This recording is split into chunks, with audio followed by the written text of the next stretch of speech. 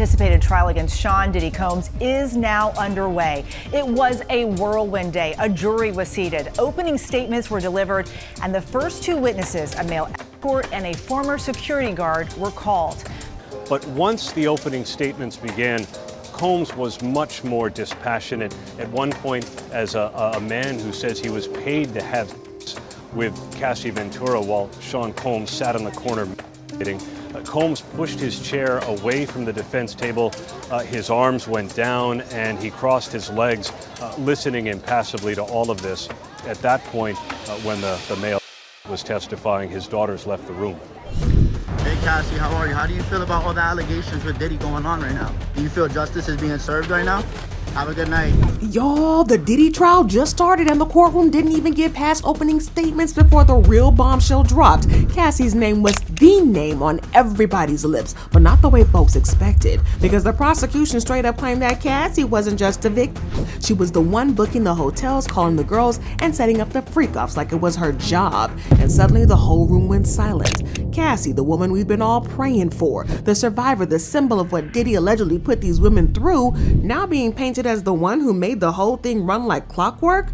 Now social media is in shambles because it kind of flips everything. Was she groomed into doing this, forced to survive the only way she could, or was she in too deep to ever get out? Just kept the gang going. Well, the streets are whispering and split up, and this trial might not just end Diddy's empire, but it might also burn Cassie's halo off too. Now, before the feds raided the mansions, before the private jet disappeared from the sky, and before 60 lawsuits were hit back to back like a tsunami, there were these freak-offs. And y'all, this wasn't just some celebrity king, this was a machine, a well-oiled, baby-oiled, if you will, empire of power and control, and trauma disguised as pleasure. And at the center of it all, Cassie Ventura. Now, if you ask Diddy's lawyers, they'll tell you that Cassie ran the show. They say that she picked the hotels, she found the men, she wore the lingerie he liked, kept her nails white, because that's what he told her to do. They'll say she knew what it was, and she kept showing up. But if you ask Cassie, she'll tell you a truth behind the diamonds and the designer bags, that she was still a teen when he signed her, 21 when the first pill hit her palm, and not long after that, she was too scared to say no. Now, Diddy called them freak-offs, and he said it like it was a brand, like a private, exclusive party only the chosen got to attend. In reality, it was trauma on tap. Well, Cassie's lawsuit paints the clear picture. She'd been drugged, dressed, and forced to perform for him. He'd sit in a corner, watch and pleasure himself, film it all on multiple devices. But once the opening statements began, Combs was much more dispassionate. At one point, as a man who says he was paid to have sex with Cassie Ventura while Sean Combs sat on the corner masturbating, Combs pushed his chair away from the defense table. His arms went down and he crossed his legs, listening impassively to all of this. At that point, when the male escort was testifying, his daughters left the room. And this wasn't just about sex, it was about power. Sometimes it was just one man, sometimes more, sometimes she picked him, sometimes his staff did, and after, he'd reward her, not with safety, not with love, but with jewelry. She called those bracelets her shackles, and when it wasn't freak-offs, it was bites. David Diddy was seen his then girlfriend Cassie in an LA hotel. Combs can be seen grabbing Ventura and throwing her to the ground. They claim Combs had been holding a freak-off in his hotel room with the commercial worker, and that Cassie had been trying to escape. So unfortunately, this is actual CCTV footage from a hotel room. Who knows what happened when the cameras weren't rolling? But Cassie claimed he relentlessly, humiliating her in front of staff, and once even forced her to carry his gun in her purse, just to remind her what he could do. But here's the plot twist that has everybody gasping. In the court, they're saying Cassie was the one sending the invites, like she wasn't the prisoner but the madam. The internet is already whispering, was she Diddy's Ghislaine? You know, the Maxwell to Epstein, the woman running point on the pane, handpicking the players while pretending to be trapped herself.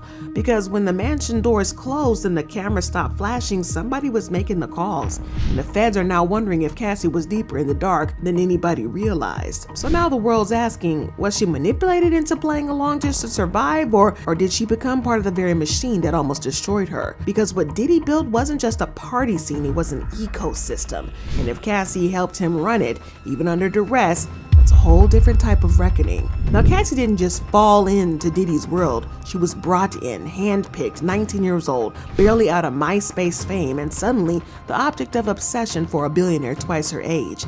It started to seem like a dream, a record deal, spotlight, the kind of attention a young girl from Connecticut only ever sees on TV. But behind all that glam, Diddy was laying the foundation for something darker. He wasn't just building her career, he was building her cage. You see, grooming doesn't always look like what the movies show. Sometimes it's roses and red carpets, and sometimes it's luxury apartments, just close enough that he could pop in unannounced. And sometimes it's the way he dressed her up, exactly how he wanted to. Lingerie he picked, white nail polish he demanded, even IV bags post-freak-off like she just got it back out of surgery. You think that's pampering? No, that's a system. One designed to wear down your boundaries until you forget where they even are. Well, Cassie said the first pill was put in her hand when she was 21, but she didn't even know what it was. He told her to take it, and she did, because saying no to Diddy, that could cost you your career, maybe even your safety and freedom. And from that moment on, the drugs kept flowing. He'd lace nights with ketamine, JHB, coke, ecstasy, all of it. Said it was to enhance the experience, but what it really did is blur the lines between coercion and consent so bad that even Cassie couldn't tell which was which anymore. She was front and center in the prosecution's opening statement as they described how Combs forced her to participate in his fueled freak-offs, saying half of every week Cassie was in a dark hotel room, high and awake for days, performing acts she did not want to on male escorts. Prosecutors allege Combs used his power and fame as a leading hip-hop artist to abuse women from 2004 to 2024, including Ventura and a Jane Doe witness who will testify. But one thing about Diddy is that he isn't just loud, he's strategic. He'd build her up with praise, gifts, luxury trips, then tear her down just as quick. One day it's diamonds, the next it's yelling in her face. She'd never know what version of him was walking through the door. And that's how control works. Keep her guessing, keep her scared, make him the only constant in her life, even when the constant was chaos.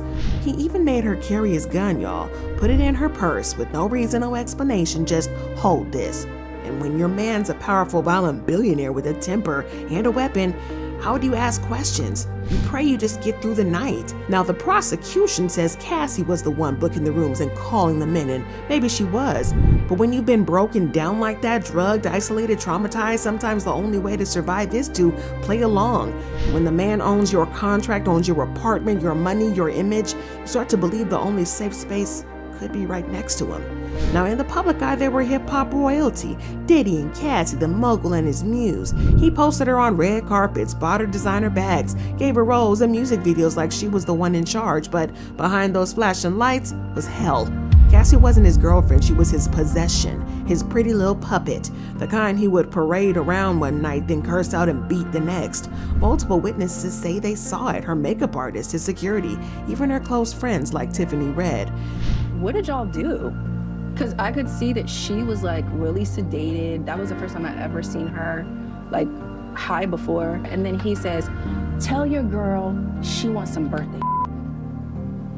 And we were like, well, I mean, he's saying this to me, and I'm like, well, she doesn't have to have sex with you if she doesn't want to. He was upset, like, you know, I guess that she didn't want to do with him whatever he wanted. I don't know.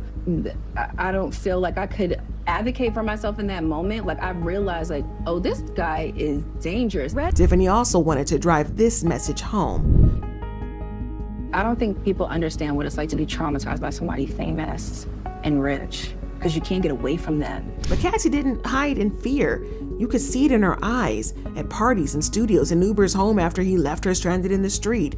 She was always on edge, but too afraid or too high to speak up. One of the most disturbing incidents, that night at the Intercontinental Hotel, surveillance footage shows Cassie barefoot, hoodie on, clutching her things and running down the hallway. And then Diddy storming out in a towel, grabbing her by the hood, slamming her to the ground and kicking her like she wasn't even human. He dragged her back, snatched her bags, and hurled a vase at her head before the cameras cut out. That's what we saw. Imagine what we didn't see. Every new video appears to support some of the accusations of against music mogul Sean Diddy Combs. We want to warn you that this video you're about to see is extremely graphic. The surveillance footage that was captured inside of a Los Angeles hotel in 2016 allegedly shows Combs then-girlfriend Cassie Ventura in a hallway. A now-settled lawsuit filed by Ventura claimed that she was trying to leave the hotel after a drunken Combs punched her. The video appears to show Combs chasing her down the hall, throwing her to the ground, and then repeatedly kicking her. So far, there's been no comment from Combs or his attorney. And yet the next day, he's posting love songs on Instagram, crooning about a heartbreak, acting like he's the victim. That was the pattern of in private, affection in public, and everybody around them playing along like it was just celebrity drama. But Cassie even had to hide her injuries. Diddy once FaceTimed her and told her to cover up her bruises because his son was in the room. And that's the level of control he had. Not don't hurt her, but don't let anyone see I did. Still, she stayed for a while. But in 2023, something in her shifted. Maybe it was motherhood. Maybe it was finally being safe. Either way, she did what no one thought she would. She filed that bombshell lawsuit, laid it all bare, the freak-offs, the beatings, the control, and that brave move cracked the whole thing wide open. Within days, more women stepped forward. Then the feds got involved, 63 lawsuits and counting, raids on his mansions, a private jet gone dark, and now Diddy, the untouched mogul, is sitting in court in full gray, watching his kingdom collapse. All because one woman finally said enough. Now here's the tough part. Everyone who worked there, the assistants, the chefs, the stylists, the bodyguards, they all knew. They saw Cassie come down those grand staircases with bruises on her face and fear in her eyes. They heard the screams, they heard the freak-off prep list being whispered like catered orders. Baby oil, check. Designer lingerie, check. Male escorts booked and flued out. Well, hundreds of folks were involved in Diddy's dirty stuff, but none of them said a word. Because speaking out against Diddy wasn't just a risk, it was a death wish. He made sure of that. He told them, plain as day, "You want to die today?" And that was what one former employee claims he said after catching someone trying to help Cassie leave. Another one, a former Danity Kane member, swore in court that Diddy once choked Cassie in front of the whole dinner table, then smiled and kept eating like nothing happened. Daniel Phillips, the male escort who just testified against Diddy yesterday, said, "My thoughts were that this was someone with unlimited power, and chances are that if I did go to the police, I might still lose my life." It would have seemed that Diddy was untouchable enough to have IV drips ready after freak-offs, untouchable enough to have assistants rehearse their testimonies before interviews, untouchable enough to make everybody scared, even the ones with money, names, and followings. That's how deep the control ran, and that's why nobody stepped in. But now, the bubble has burst, and the internet is ripping Queso's halo clean off of her head. See, the lawsuit first dropped, folks were rallying behind her. She was the blueprint for surviving it. The one who finally walked away and took down the most powerful man in music. But then came the leaks, the court docs, the statements, the claims that Cassie wasn't just present at these freak-offs, she was organizing them. Paper trails, hotel bookings, plane tickets, emails. The prosecution is painting a picture that's not just disturbing, it's damning. And now the internet doesn't know what to believe. One half says she was groomed, she did what she had to do to survive, she was stuck, she was scared. But the other half, they're quoting the law. Because here's the hard truth. Legally, fear doesn't erase responsibility, and the system doesn't always have space for nuance.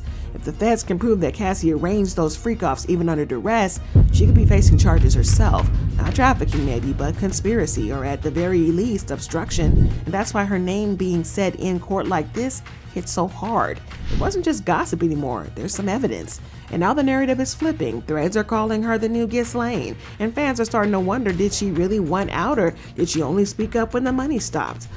Hey Cassie, how are you? How do you feel about all the allegations with Diddy going on right now? Do you feel justice is being served right now?